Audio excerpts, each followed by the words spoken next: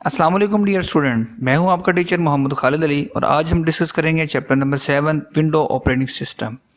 तो चलिए स्टार्ट करते हैं। सबसे पहले इसकी बोर्ड में वेटेज देखते हैं। डियर स्टूडेंट्स, 2 इसमें से शॉर्ट आते हैं और एक MCQs आता है, मतलब कि 5 नंबर की इसकी वेटेज है। तो चलिए स्टार्ट करते हैं स्टूडेंट। सबसे पहले ऑपरेटिंग सिस्टम से। ऑपरेटिंग सिस्टम क्या है, अहम डेफिनेशन है जो अक्सर बोर्ड में पूछ लिया करते हैं। An operating system is system software that provide an interface for user to interact with the computer. It controls the execution of all types of programs. A computer cannot do anything without operating system. तो dear student, operating system user और computer के between communication करवाने के लिए एक interface हमें provide करता है और ये सिस्टम सॉफ्टवेयर की एग्जांपल में आता है। जो इसकी रिस्पॉन्सिबिलिटी है, तमाम के तमाम जो रिसोर्सेज है, मतलब हमारे पास कीबोर्ड है, प्रिंटर है, माउस है, डिस्क ड्राइव है, सिस्टम यूनिट है और मॉनिटर्स, जितनी भी डिवाइसेस हैं उनको मैनेज करना है। और इसके अलावा जितनी भी एप्लीकेशंस हमारे पास MS ऑफिस की हो, MS एक्सेल हैं, MS वर्ड हैं, इन तमाम को तमाम जो एप्लीकेशन है इनको मैनेज करना है, ये इसकी रिस्पॉन्सिबिलिटी में है। जी स्टूडेंट्स, तो नेक्स्ट हमारे पास टॉपिक है जी यूज़र इंटरफेस।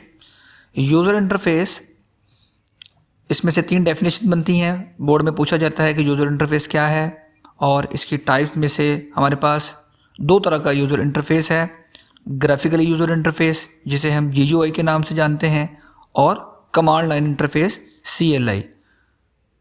तो GUI यूज़र इंटरफेस क्या है, इसका क्वेश्चन बना लिया जाता है, या ग्राफिकली यूज़र इंटरफेस क्या है, इस तरह का क्वेश्चन बनता है।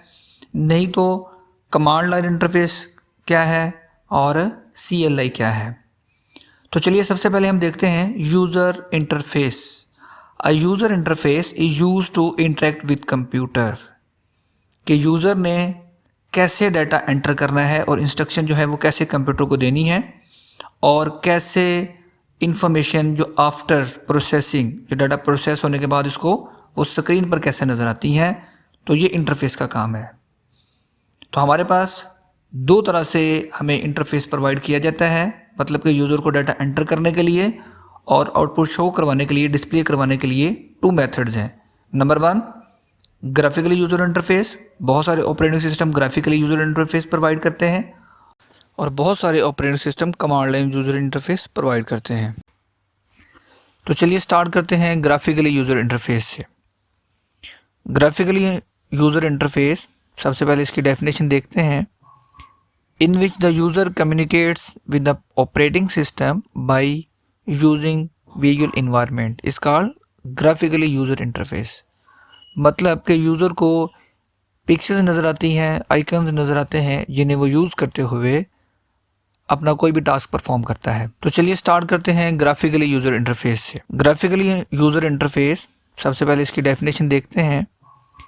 In which the user communicates with the operating system by using visual environment is called graphically user interface. मतलब कि यूज़र को पिक्चर्स नज़र आती हैं, आइकन्स नज़र आते हैं, जिन्हें वो यूज़ करते हुए अपना कोई भी टास्क परफॉर्म करता है। तो विंडो हमारे पास ऐसा ऑपरेटिंग सिस्टम है, लिनक्स ऐसा ऑपरेटिंग सिस्टम है, मैक OS ऐसा ऑपरेटिंग सिस्टम है जो हमें ग्राफिकली यूज़र इंटरफेस प्रोवाइड करता है। हमें यूज़र को ऐसा इन्वायरमेंट प्रोवाइड किया जाता है कि वो ईज़िली आइकॉन्स को देखते हुए अपना टास्क परफॉर्म कर सके। जिसके बाद है जी command line user interface.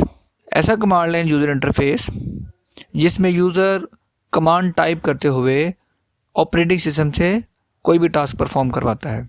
In which the user communicates with the operating system by typing commands with keyboard is called command line interface. Command line user interface, इसमें थोड़ा सा एक प्रॉब्लम है, इसको यूज़ करना डिफ़िकल्ट है, क्योंकि यूज़र को कमांड याद करनी पड़ती हैं। इसने कोई भी टास्क परफॉर्म करना है, फाइल को ओपन करना है, फाइल को क्लोज़ करना है, फाइल में कुछ इसने ऐड करना है या फाइल को सेव करना है, तो वो कमांड टाइप करनी पड़ती थी। इसलिए यूज़र को अगर कमांड आती हैं तो वो ये वाला यूज़र इंटरफेस यूज़ कर सकता है, अदरवाइज़ वो नहीं यूज़ कर सकेगा।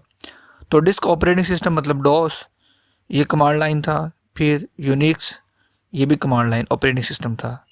तो ग्राफिकली यूज़र इंटरफेस को यूज़ करना थोड़ा आसान है, लेकिन कमांड लाइन ऑपरेटिंग सिस्टम को यूज़ करना थोड़ा मुश्किल है, क्योंकि ग्राफिकली यूज़र इंटरफेस में हमें सिर्फ तस्वीरें नज़र आती हैं। तो कोई भी पर्सन जो है वो तस्वीरों को देख के ईजिली यूज़ कर सकता है, हत्ता कि छोटे बच्चे भी कंप्यूटर को यूज़ कर रहे होते हैं। लेकिन कमांड लाइन तब तक नहीं आता जब तक इसकी पूरी कमांड्स आपको नहीं आती, और यूज़ करने का तरीका भी आपको आना चाहिए कि कौन सी कमांड कैसे राइट करनी है।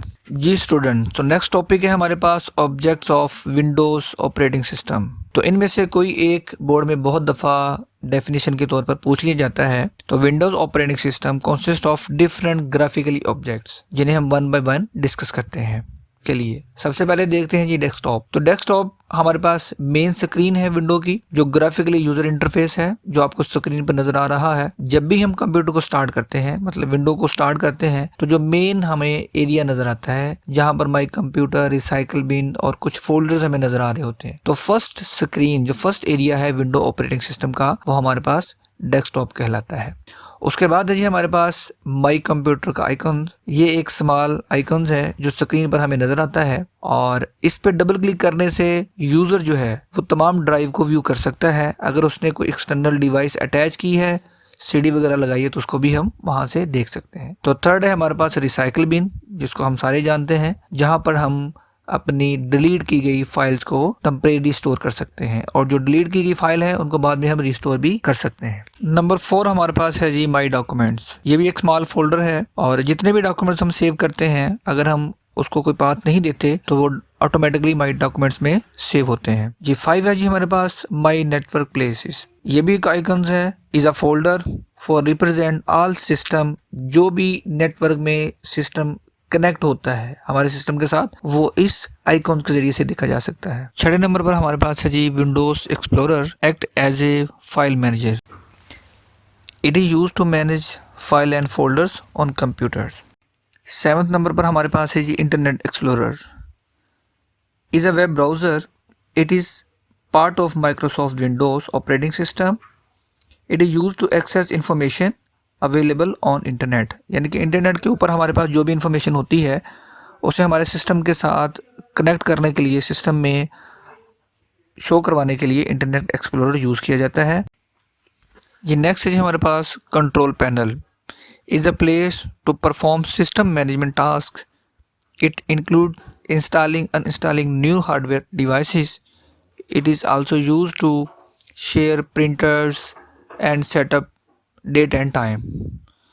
बाज़ दफ़ा हमें कुछ प्रोग्राम इंस्टॉल जो किया हुआ है उसे अनइंस्टॉल करना पड़ता है, तो कंट्रोल पैनल के ऑप्शन पर जाकर हम जो है वो उसको क्लिक करके, उसको सिलेक्ट करके उस प्रोग्राम को अनइंस्टॉल के ऑप्शन पर क्लिक कर देते हैं, वो प्रोग्राम हमारे सिस्टम से रिमूव हो जाता है। और बाज़ दफ़ा हमने कुछ डिवाइस ऐड करनी होती है, हार्डवेयर के रिलेटेड कुछ सेटिंग करनी होती है, तो वो भी कंट्रोल पैनल के ऑप्शन पर जाकर हम उसको देख लेते हैं, सेट कर लेते हैं।